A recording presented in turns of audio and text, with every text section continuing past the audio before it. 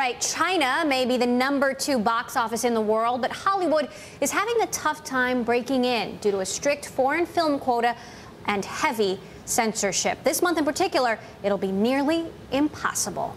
Today, we take the battle to them. Millions of people around the world paid to see Transformers 3 over the weekend. But in China, they were watching this.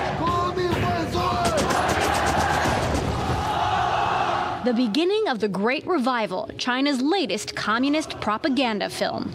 That's because China is in the middle of a one-month moratorium on most foreign films. Sources say the government is mandating the beginning of the Great Revival make more than 500 million yuan, or $77 million, before foreign films can come back to Chinese screens. So movies like Transformers 3 and the final Harry Potter installment will be pushed to July 21st at the earliest. The Chinese government essentially has a mandate that in any given year, domestically produced films, they want to earn more than half of the total box office in China. Meeting that goal isn't hard, given the box office split. In almost every other market in the world, studios and exhibitors split ticket sales 50-50.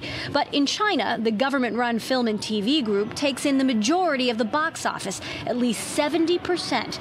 Not a lot of take-home pay for the 20 lucky foreign films allowed in each year. If we were to increase the quota to, say, 40 or 50 films, based on the way the current revenue sharing exists, it only benefits China Film Group, Huaxia, and other Chinese companies, much more so than the Americans. And if it were just about the economics, upping the quota would make sense. But for the Chinese, it's about building their budding entertainment industry to become #1 in the world. They're worried if they just open up the box office willy-nilly to competition from Hollywood, that Chinese films, because they do tend to be lower budget, wouldn't be seen as much. So there is some protectionism going on here. I think that they view it as culturally important and artistically important that Chinese filmmaking has a voice. In May and June, Pirates of the Caribbean 4 and Fast 5 dominated the Chinese box office, making over $110 million combined.